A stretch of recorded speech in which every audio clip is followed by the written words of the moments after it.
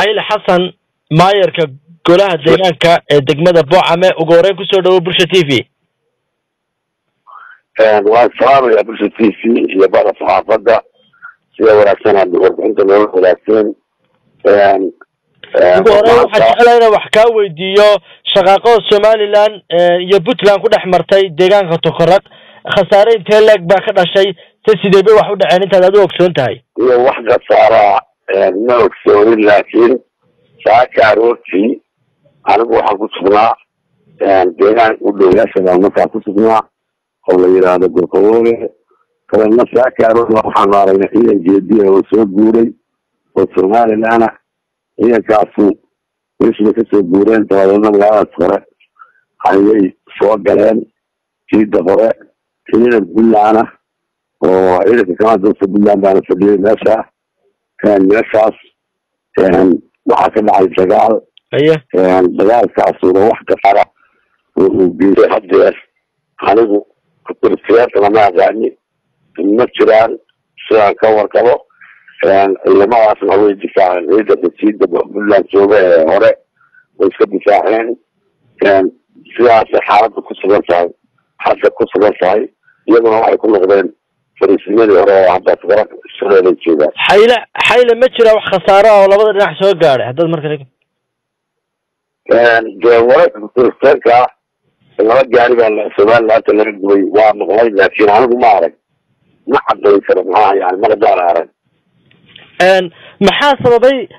dagaalka dhex maray Somaliland iyo Puntland wallahi niyo arintan waa arin la yaab leh Puntland dowladda Puntland soo dhaweyntii madaxweynaha ku mashquulsanayd hawl bay ku jiray ma ahayn dagaal iyo dad waqti u diyaara waxay kaloo la dagaalamaan cadow kale oo ah shabaab ay la dagaalamaan oo difaaca gudaha gargaarsaad uga horeysi arrintaasu waxaa loo nasmeynayaa in Somaliland arrintaas ay maanta ku tahay gardafo khalada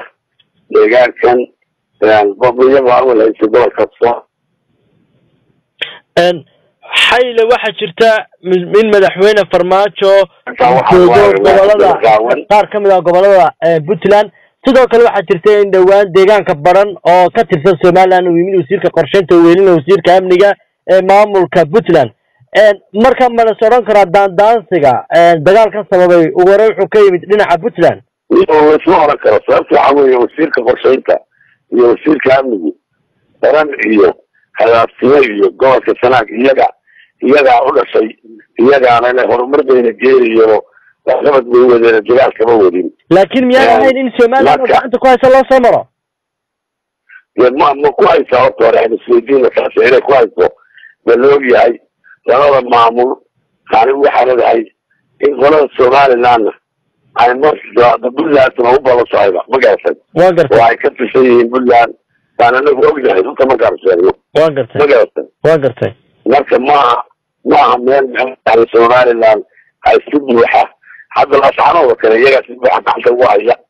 oo ay kiri karo moogta waa gartay laakiin ma anagu degmada Boocame aan joogno inta markaa ku sheego Somaliland kama fariiso shaqo wala ma sbaado ma gartay waa gartay marka arrintaas waa arrin iyo gartara labada shacab waa laba shacab walaala waa dad isku fiican waa dad isdhexgala garan mayno meesha wax ka socdaan iyo sida xaaladdu tahay laakiin arrinta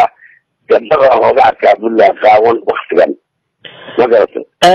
haatan waxaa wararka qaar lagu soo gaadhay in madaxweyne maxamed cabdullaahi maxamed farmaajo oo ku sugan Puntland uu imanayo deegaano ka tirsan Somaliland arrinkaas maxaa ka jira mar haddaad joogto deegaanada xuduudda Somaliland iyo Puntland wallahi niyo warka ma hayo marka runta ku idin sheego ma hayo laakiin farmaajo wuu tegi karaa Boocame wuu imaan karaa garan buu tegi karaa Puntland baana ka fariiso Somaliland miyaan ahayn deegaan ku yaala gobolka Sool oo Somaliland ay gacanta ku hayso maya waa gartay qorshaha aad sheegtay inuu jiro ma la socon karaa maamulka Puntland sababtan uu awal lacag maalgashi ugu sameyn waayay markii uu madaxweyne Xasan Sheekh Maxamuud ama uu joogay madaxweyne Xasan Sheekh madaxweyne Sheekh Shariif uu joogay dalka Soomaaliya maxaa maalgashi loogu sameyn waayay deegaanada ay ka soo jeedeen wasiirada xukuumadda ka tirsanaa laakiin waqtigan kusoo beega farmaajo oo lagu tiriyo inuu deegaan ahaan kasoo jeedo Puntland farmaajo horta waa madaxweyne Soomaaliyeed hargeysa jooga iyo kan jooga boorame iyo kan waa madaxweyne Soomaaliyeed shacabka Soomaaliyeed baa la doontay waxaana qabaa farmaajo kuma taliyo ma iman karo Somaliland intay kuma taliyo bixi baa u taliyo ma maqlaysaa waan gartay macnaha waa madaxweyne Soomaaliyeed haye meel kasta oo markaa looga baahan yahay oo laga soo dhaweeyo oo Soomaalinimada ku jidana waxa uu tegayaa boogta oo waxqabad buu ballan qaadaya marka maaha wax Puntland keliya ku saabsan waa wax ku saabsan waxqabadka oo meel walba Soomaalida joogtaa waxqabadka u baahan tahay magaras waan gartay arrintaas waxa weeye insha Allah waxaa la sheegayaa haddii maamulka Somaliland uu garto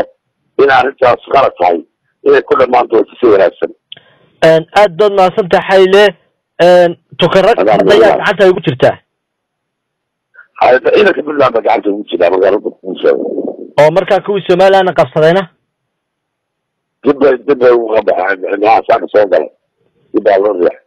aad baad mahadsantahay Xayle maayarka degmada Boocame ee gobolka Boocame waanu kaaga mahadcelinaa waqtiga qaaday mudana